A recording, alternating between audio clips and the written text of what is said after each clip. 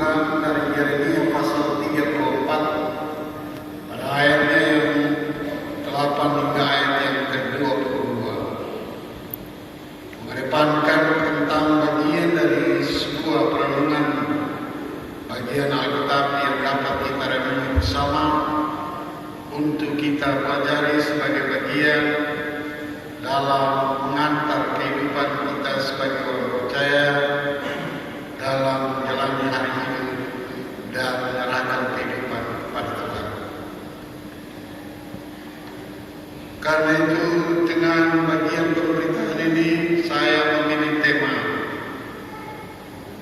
bagi kita sebagai bagian yang telah dipilih oleh Badan Pekerjaan Sinode melalui Pekabaran Injil dan disebarkan di seluruh jemaat-jemaat GKI Sentana Papua, dan hari ini dalam khotbah yang sama pada pembacaan yang sama dengan mengambil tema janji kepada Tuhan yang tidak ditepati. Kalau di sana pada budak-budak, tapi saya masuk dengan janji kepada Tuhan yang tidak ditepati. Jemaat Tuhan, hari ini Minggu tanggal 12 Oktober 2025, kini kita telah berada pada triwulan yang keempat dari bulan Oktober, November, dan Desember 2025. Minggu yang ke-41 yang adalah Minggu Trinitatis atau Minggu biasa. Meski kita berada pada bagian berumuri tema tahun 2025 oleh GKI yang telah ditetapkan, yaitu hidup dalam kesehatan, yang demikian penekanannya pada sinergitas kehidupan, pikiran, hati, dan tindakan gereja dan jemaat dalam melaksanakan semua keputusan gereja dengan melahirkan budaya baru dengan cara pandang atau paradigma baru berbasis nilai-nilai kesehatan, ketekunan, dan kesetiaan serta ketaatan iman.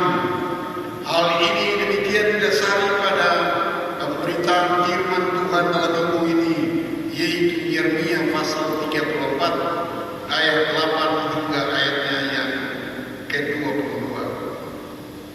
Bagian dari firman Tuhan ini ketika kita membacakan dapat kita melihat di sana terbagi dalam 3 bagian besar yang memberi penjelasan-penjelasan tertentu kepada kita yang kita belajar bagaimana perintah Tuhan yang disampaikan kepada bangsa Israel melalui nubuatan Yeremia kepada Raja Sedekia, Raja Yehuda pada waktu itu.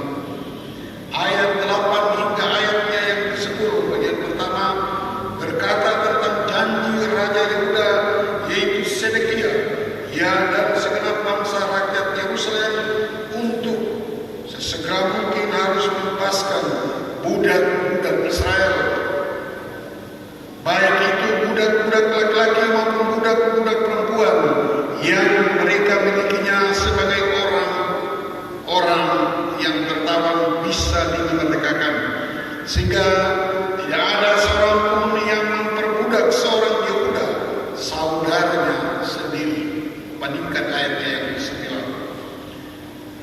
Kebebasan para budak ini mewujudkan dan mencetuskan penghargaan dan penghormatan akan ciptaan Allah kepada manusia sebagai gambar dan rupa Allah.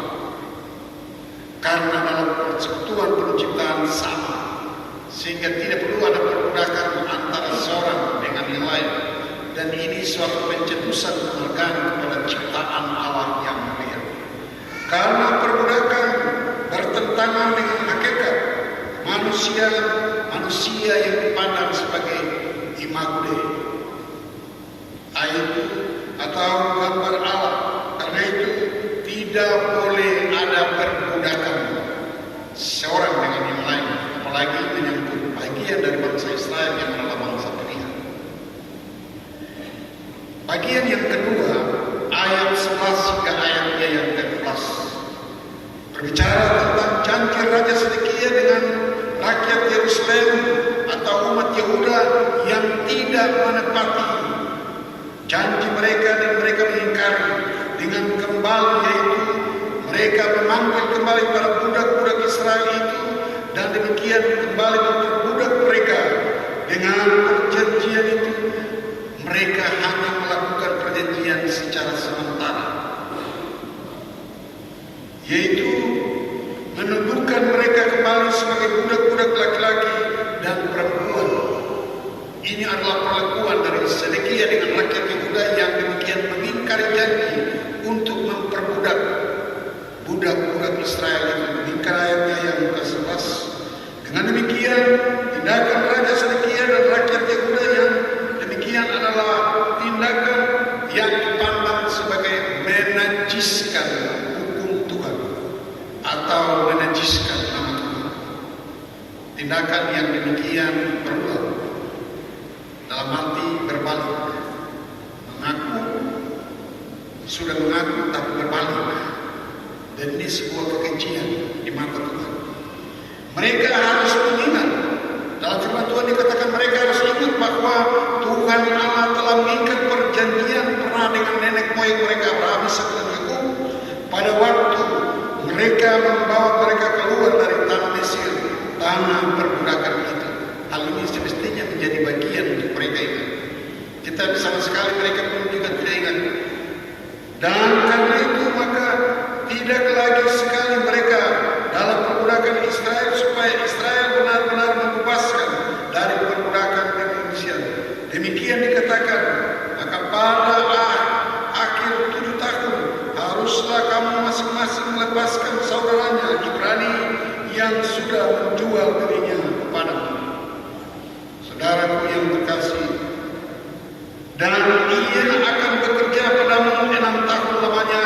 Kemudian haruslah engkau lepaskan dia sebagai orang yang merdeka.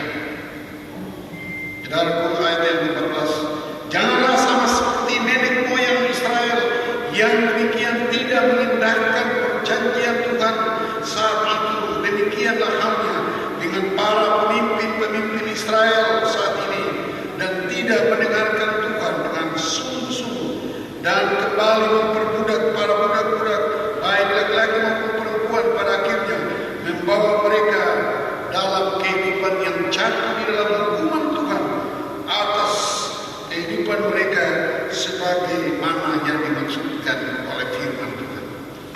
Kehidupan para pemimpin pada waktu itu, baik Sedekia dan para pemimpin, hidup dalam berbagai kejahatan moral, hidup di dalam penyembah berhala kepada dewa-dewa Sidon, tetapi pun juga dalam kehidupan persekutuan dewa di Kanaan. Dan demikian mereka lupa akan perjanjian yang telah demikian mereka ikat dengan Tuhan untuk melepaskan para budak-budak Israel. Kembali mereka demikian mengingkari janji ini dan kembali memperbudak bangsa itu. Allah mengingatkan mereka, saudaraku yang terkasih, sebagaimana nenek moyangmu yang telah demikian Allah berjanji untuk melepaskan mereka dari perbudakan di Mesir, dan kamu harus mengingat bagian ini. Tetapi sesungguhnya kamu telah membuat sesuatu yang najis di hadapan nama Tuhan karena mengingkari janji. Memang tidak salah manusia mudah berjanji, tapi mudah juga mengingkari. Sementara itu Raja Sedekia dan para pemuka-pemuka Israel, Tuhan Allah menyerahkan mereka karena atas demikian pengingkaran janji itu. Allah menyerahkan mereka kepada tentara-tentara dan para raja-raja asing di Babel, yaitu Nebukadnezar. Pada tahun peperangan 597 Masehi, bagian ini demikian terjadi. Allah murka kepada mereka dalam berbagai kehidupan. Disampaikan kepada Yeremia dan berbuat kepada mereka. Pada akhirnya tertawalah bangsa Israel itu oleh raja asing, yaitu Nebukadnezar, dan mereka semua demikian dipanggil dan ditawan di Babilonia. Raja Nebukadnezar Yehuda dipandang dalam kehilangan kekuasaan. Pada waktu itu Sedekia demikian sangat top dalam berharga di mata orang Israel. Tetapi ketika keadaan ini demikian terjadi, Allah membuat Raja Sedekia itu menjadi raja yang paling terakhir dan demikian paling terhina dalam seluruh kehidupan, dan demikian menjadi raja terakhir dari Yehuda. Akibat dari pelanggarannya ini bersama para pemimpin-pemimpin atau pemuka-pemuka Israel, maka Yehuda benar-benar menjadi ketandusan tanpa penduduk. Apa yang menjadi dua bagian hal baca pada ayat yang ke-22. Selain dia menjadi raja yang demikian turun raja dan demikian menjadi raja yang paling terakhir dan terhina, ditawan oleh Raja Nebukadnezar ke Babilonia. Kemudian yang kedua, di dalam kepemimpinan penduduk itu, Allah menjadikan bagian kerajaannya sebagai kerajaan yang tertindas atau kerajaan yang demikian kosong, tidak ada sesuatu tanpa penduduknya yang ada. Betapa luar biasa Tuhan yang demikian terjadi pada para pemimpin, sedikit para pemimpin atas tingkah janji mereka. Karena itu saudaraku, hal ini Sedekia lalu demikian dengan bangsa Israel tertawan. Sedekia menjadi raja yang demikian tidak berarti, tetapi pun juga ketandusan terjadi dalam kepemimpinan Raja Hizkia dan tidak ada masyarakat karena akibat hukuman Allah telah terjadi atas kebijakan kepemimpinan, tetapi pun juga pengingkaran janji atas bagian yang telah mereka ikat.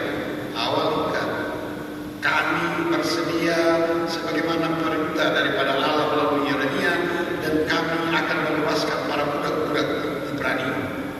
Tetapi pada akhirnya ayat 8 sampai ayat 10, ayat 11 dan seterusnya, Sedekia kembali berbalik daripada janjian itu dan kembali memperbudak budak-budak Israel, baik laki-laki maupun perempuan dalam kehidupan. Ini sesuatu yang sangat jijik ya. Mudah mengaku, mudah juga mengingkar. Tetapi mengandung suatu konsekuensi risiko yang paling tinggi. Dan apa yang terjadi?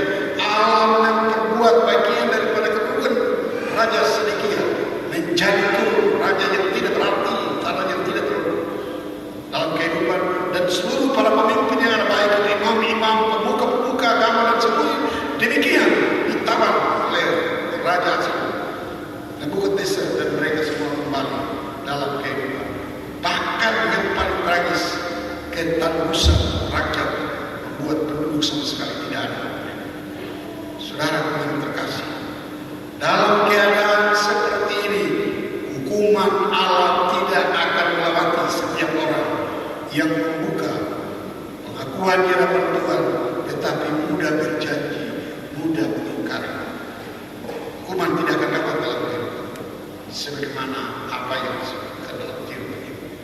Saudara-saudara jemaat yang terkasih, dengan mengambil bagian dari penjelasan firman Tuhan, mari kita melihat bagian dari implikasi firman ini yang mesti menjadi pelajaran bagi kita dalam persekutuan jemaat, dalam menghadapi bagian dari kehidupan kita saat ini.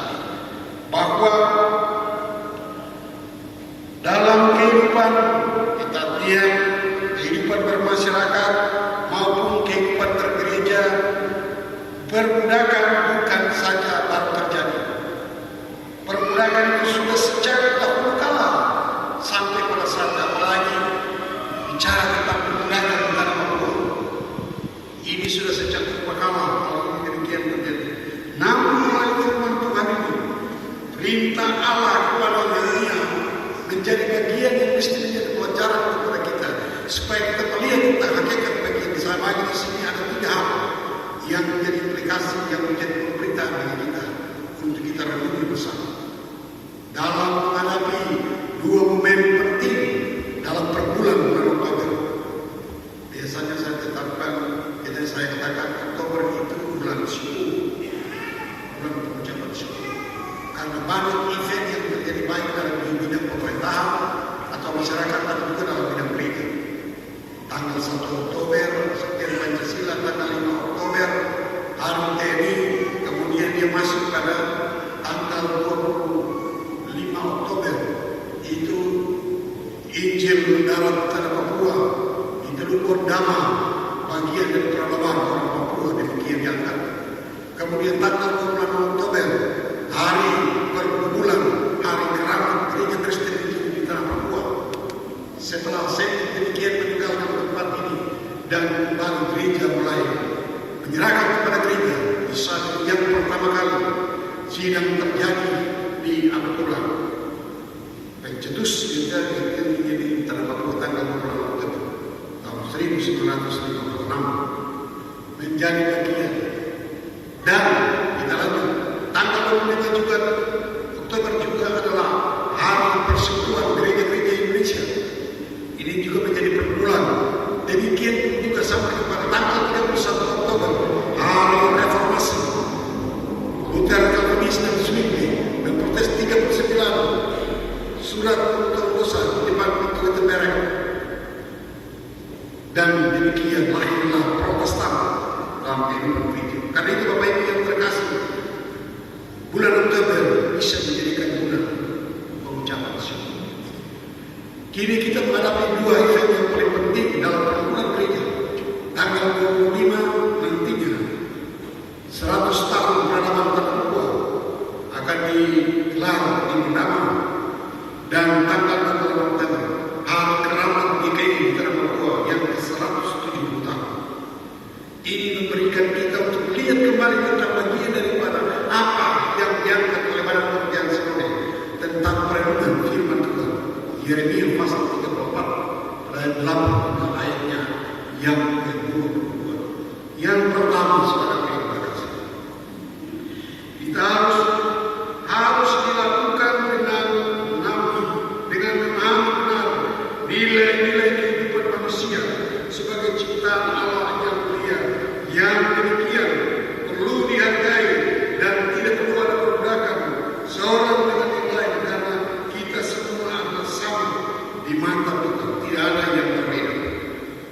Karena itu pembahasan sebagaimana yang telah dimaksudkan Tuhan harus kita lakukan dengan perjanjian yang demikian mengikat dan tidak bersifat sementara. Dan yang harus kita buat pembahasan yang dimaksudkan di sini bukan pembahasan karena bentuk kehidupan kita yang ada dalam tuntunan karena cerah, dunia kegelapan, dunia iblis dan sebagainya. Tetapi pembahasan yang dimaksudkan ini adalah maksud Tuhan membebaskan diri kita sendiri dalam seluruh tekanan-tekanan kehidupan, membebaskan keluarga kita dari berbagai hal yang demikian, karena derajat kehidupan kita sama dengan Tuhan, tidak ada yang berbeda dan tidak ada diskriminasi antara satu dengan yang lain. Kalau ada diskriminasi, di sini adalah letak perbudakan. Saudara yang terkasih, perbudakan di tanah Papua telah demikian dibebaskan oleh Injil pada tanggal 5 Februari 1855. Waktu dan telah berlatang dan Injil telah membebaskan. Kala itu semua masuk dalam suatu situasi yang demikian sangat menegangkan. Tetapi oleh Injil, tanah Papua ini demikian telah diberkati. Karena itu sampai pada saat ini semua orang mengaku bahwa tanah Papua ini telah diberkati, termasuk orang-orang yang ada di dalamnya, yang semestinya merenungi ini. Kita telah bebas dari berbagai tekanan cengkraman kehidupan, dan kebebasan ini secara komprehensif atau secara menyeluruh demikian bagi kita. Dan hal ini dia berjalan terus sampai tanggal 25 Oktober. Pembebasan ini demikian terus terjadi. GKI memproklamirkan pembebasan pada tanggal itu. Tercetuslah sidang sinode yang pertama dengan pendeta ketua sinode FDS Romero. Walaupun pada waktu itu beliau mengikuti di atas meja pada sidang, tetapi gereja memutuskan pembebasan itu, dan pembebasan itu demikian telah terjadi bagi umat. Kalau tadi itu secara komprehensif bagi dunia Papua, sekarang ini kepada DKI ke tanggal 26 Oktober kita sudah bebas. Kebebasan kita menentukan bagian dari hakiki kehidupan kita sendiri dalam hidup sebagai orang percaya. Karena itu adalah privilege, kehendak bebas setiap orang. Saya bisa menentukan kebebasan saya, Bapak bisa menentukan kebebasan Bapak, keluarga bisa menentukan kebebasan. Tetapi dalam kebebasan jangan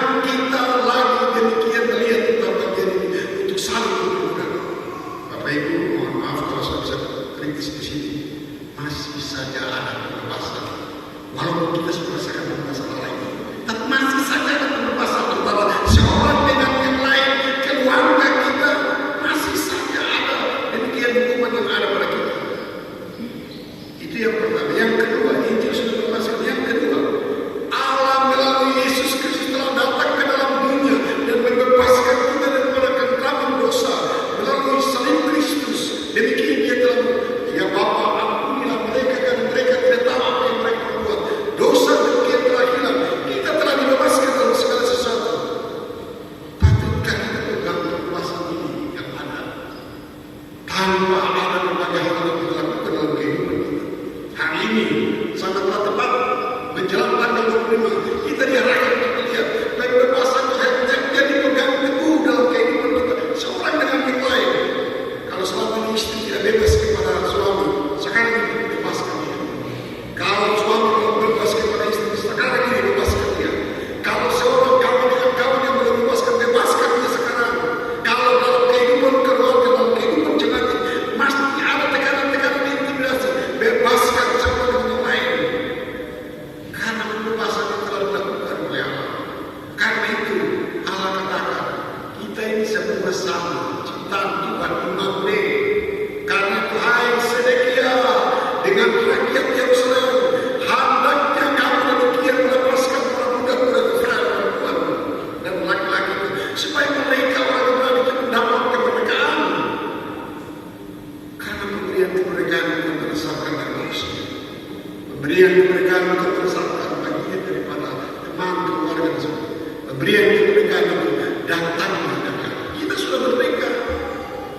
Bapak Ibu saya mau kritis di sini bahwa tanggal 25 itu DKI sudah merdeka. Tanggal 5 Februari itu Papua sudah merdeka. Masih ada saja bagian dari perbudakan yang terjadi. Bapak Ibu, apapun yang terjadi kita bisa melihat begini. Hukum di Indonesia ini bisa dirubah dalam segala persoalan. Yang benar jadi salah, yang salah jadi benar. Dan itu demikian terjadi perbudakan siapa? Karena itu hari ini suara gereja mempergunakan tentang soal perbudakan itu. Sadar tentang perbudakan. Karena semua manusia ini sama di mata Tuhan dalam ciptaan yang sama. Bapak Ibu dalam ciptaan itu sama. Saya punya mata sama dengan Bapak dua. Saya punya hidung sama dengan Ibu dua. Saya punya mulut satu. Semua sama. Cuma yang berbeda, Ibu punya badan besar, saya punya badan kecil. Itu yang beda. Karena kesamaan kita ini mesti kita menghargai bagian dari perbudakan ini. Saudara kita berkasih.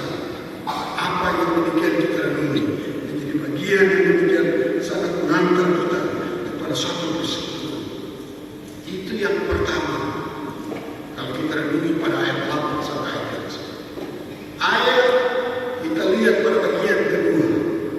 Implikasi firman yang kedua. Perjanjian tentang pembebasan atau diri kita.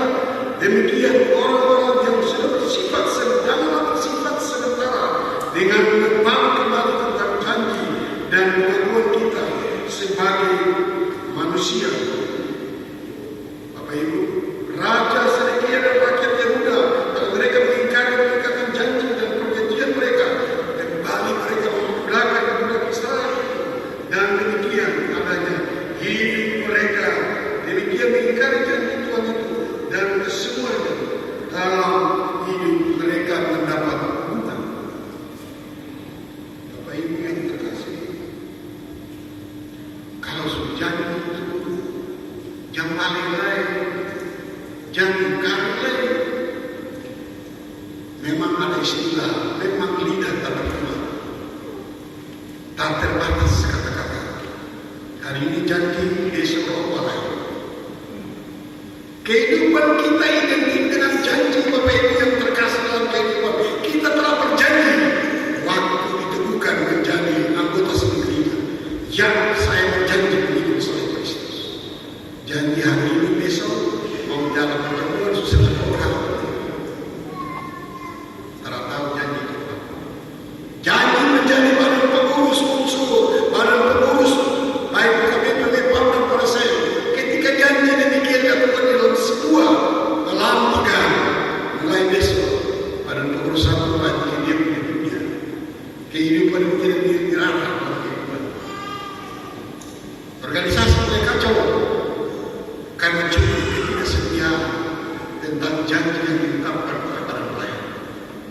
Para majelis jemaat ketika berjanji, pendeta sesakan berjanji, aku berjanji dan setia di hadapan Tuhan. Allah mengalah dengarkan. Seiring dengan perjalanan di tengah tugas kemajelisaan, janji ini diingkari dan berbagai intimidasi diri mulai muncul. Seorang tidak menghargai yang lain, seorang tidak menghargai tugas pelayanan, gereja lalu meninggalkan berbagai tugas-tugas yang menjadi bagian yang demikian sepi. Apa itu yang terkasih? Sangat luar biasa bagian ini, sinode ini untuk kita mengingkari. Tuhan sudah berjanji dengan nama Tuhan kami mengikat tanah dan kami menginjak tanah ini. DKI demikian dahulu, kamu telah sekarang kamu terang. Kehidupan ini demikian merupakan satu bagian yang kerjaan yang sudah menjadi kehidupan. Masihkah kita mengingkari janji ini? Banyak DKI yang karena hati sakit dengan majelis, hati sakit dengan teman, hati sakit dengan pendeta, pilih persekutuan lain yang sana. Ini boleh aman, karena yang itu intimidasi, yang itu kebutuhan terus. Padahal awal kita sudah berjanji, lahir DKI kita tanpa buah, alam yang tekankan kepada kita. Ketika Injil datang dan membebaskan kita, maka pembebasan berjalan. Tanggal 25 Oktober, tanggal 26 Oktober, proklamasi DKI mengikat kehidupan seluruh jemaat DKI. Apa ibu yang terkasih, hal ini memberi kita kesadaran semua. Kita telah bebas dari Injil itu, tetapi Injil sudah membebaskan kita dan kita berjanji pegang Injil itu. Tetapi sampai pada saat ini banyak orang yang masih mendewakan diri kepada dewa-dewa dalam kehidupan dunia ini dan mungkin bercokol. Hari ini datang ke gereja berjanji, besok pulang mencari orang pintar ini, dukung ini, tiup ini. Akhirnya karena banyak orang mengingkar janji, empatis terjadi. Stres, stroke, dan terakhir stop. Karena bagian dari ingkar janji, manusia mudah berjanji, tapi susah untuk mempertahankan, mudah untuk mengingkari. Mari kita menjalani ini dalam kehidupan kita, supaya jangan kita sama dengan Sedekia dan para pemimpin-pemimpin dalam kebijakan moral mereka, dalam kepemimpinan mereka, dalam memimpin rakyat mereka, tetapi bersama dengan mereka mengingkari janji dan alam membuat sesuatu yang sangat luar biasa dalam kehidupan kita. Sadarlah, Bapak Ibu yang terkasih, hari ini menjelang tanggal 25 dan tanggal 26, hari ini kita kembali meng-approach diri kita pribadi, meng-approach diri kita keluarga, meng-approach diri kita persekutuan tugas, meng-approach diri kita dalam kehidupan jemaat. Kalau sudah janji, jangan ingkari. Janji mencakup keseluruhan. Janji apa saja, janji apa saja. Karena itu saudaraku, mari kita lihat begini ini, sesuatu yang mengantar kita dalam kehidupan. Banyak orang berencana, ada undangan, dari undangan sudah kasih kirim undangan, jadi banyak orang, semua orang ini. Tadi saya di belakang majelis bilang ke saya, Pak Pendeta, meminta dari setiap jemaat ada 15 orang yang mesti perwakilan untuk berangkat ke undangan. Oke, semua hanya ingin lihat batu peradaban. Semua mau melihat apa yang pernah SKJ buat di sana. Semua melihat apa yang Van Hassel lakukan di sana dan seluruh bagian yang sedia. Tetapi pertanyaannya, pegangkah kita tentang janji yang telah kita ikrarkan dengan Injil? Jangan sampai cuma majalah-majalah di sana cuma rame-rame jadi saja. Tapi tidak lihat betul betapa sakralitasnya janji Injil itu kepada kita, dan kita telah berjanji kepada Injil itu. Dan sakralitasnya kita, apakah gereja itu demikian kepada kita dan kita berjanji kepada gereja itu untuk setia kepada Tuhan Yesus. Dan janji itu bukan saja dalam firman, hendaknya diimplementasi dalam tindakan perbuatan dalam kehidupan. Saya pernah berjanji berjanji bersama diri hari ini, saya mesti masuk gereja. Ini sebegini janji itu hilang cepat. Saya berterima kasih kepada majelis jemaat dan seluruh anggota jemaat yang ketika dalam 1 tahun lebih saya sakit, semua orang berdoa untuk saya. Tetapi saya punya pribadi sendiri, saya berjanji ya pada Tuhan, sudah kita ikat, saya ikat dengan Tuhan. Tuhan, kalau saya sembuh, saya serahkan hidup sebelumnya. Apa yang Tuhan atur silakan. Tetapi saya berjanji, saya ingin memberitakan firman, saya ingin melayani Tuhan, saya ingin bersama dengan jemaat, saya ingin berada dalam persekutuan gereja. Dan janji itu setiap kali saya ucap di dalam doa. Puji Tuhan hari ini, Bapak Ibu, makanya tadi saya awal saya lihat di mana air mata bahaya. Karena memang sesuatu yang mengikat kita dalam Tuhan. Dengan memegang teguh tentang janji dan kehidupan kita, Allah itu tidak sekali memberikan kita hidup yang demikian aman. Bagian yang ketiga, saudara yang terkasih, Allah itu penuh kasih.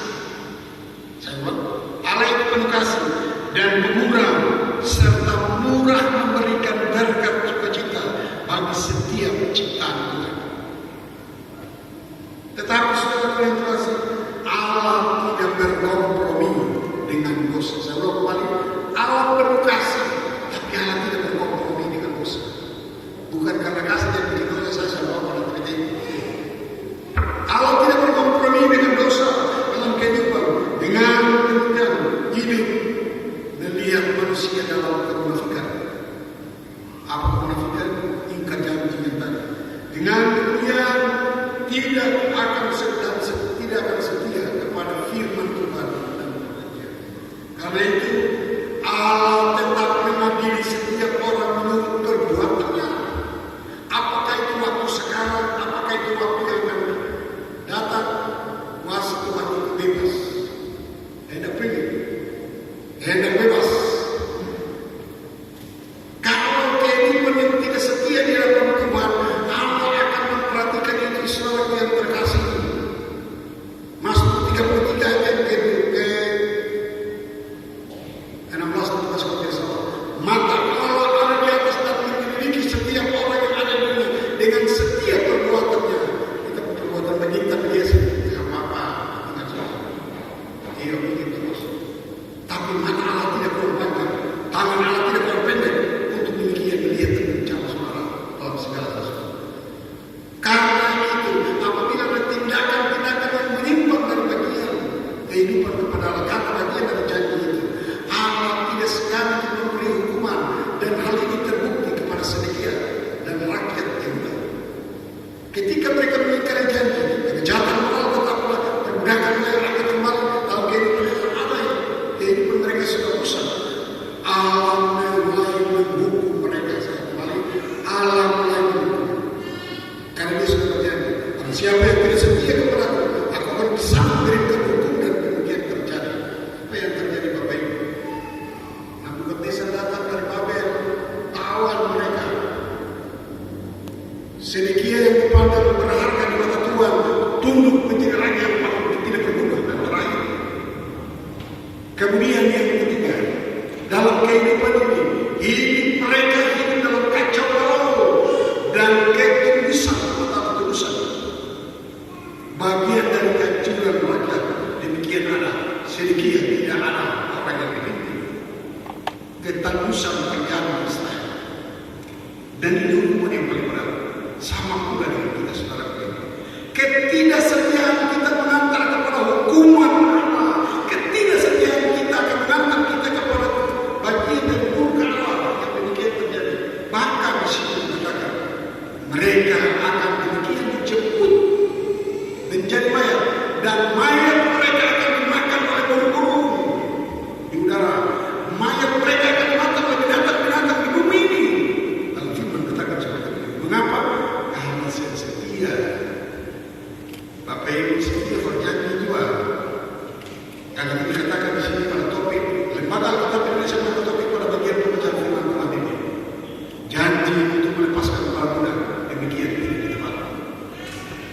umat Allah. Bapak Ibu, dengan mendengarkan bagian firman ini, mari kita kembali melihat diri kita dalam kehidupan sebagai gereja dan berjalan dan melihat apa yang sedang terjadi dalam kehidupan ini. Dengan ini, kita ini adalah imam ciptaan Tuhan yang mulia, sama, tidak boleh ada perbudakan seorang dengan lain. Dan ini bisa iri hati dan kiri benci. Itu adalah bagian dari perbudakan. Marilah kita sadari kita sama, ada satu yang beda. Yang kedua, di kala kehidupan ini dan dengan janji yang kita berjanji kepada Tuhan dalam seluruh aspek kehidupan kita, ingat dan pegang, jangan janji yang bersifat sementara, tetapi janji yang betul-betul demikian mengikat dan permanen, supaya Allah memperhatikan kehidupan kita. Kemudian yang ketiga, ketidaksetiaan kita akan mengantar kita kepada hukuman yang berat, karena itu setia dalam hidup, setia kepada janji Allah. Dengan tidak mempersoalkan orang lain, dengan tidak mempersoalkan siapapun juga, tetapi mempersoalkan diri. Kalau kita sudah bebaskan diri kita secara pribadi, bebaskan keluarga kita, kalau kita sudah berjanji untuk melayani keluarga dan sebagainya, dalam kehidupan hidup dalam kesetiaan, supaya kesama Allah mengirimkan berkat bukan berkat kepada pribadi, berkat kepada keluarga, berkat kepada jemaat, berkat kepada kita semua. Karena demikian Tuhan berkehendak dengan kita. Tetapi jangan sampai bagian dari setia membalikan kita kepada hukum. Dan ketika hukum itu sudah terjadi, apalagi apa yang demikian dikatakan Ibrani pasal 11 ayat yang ke-26. Saya mau kembali Ibrani pasal 11 ayat ke-26.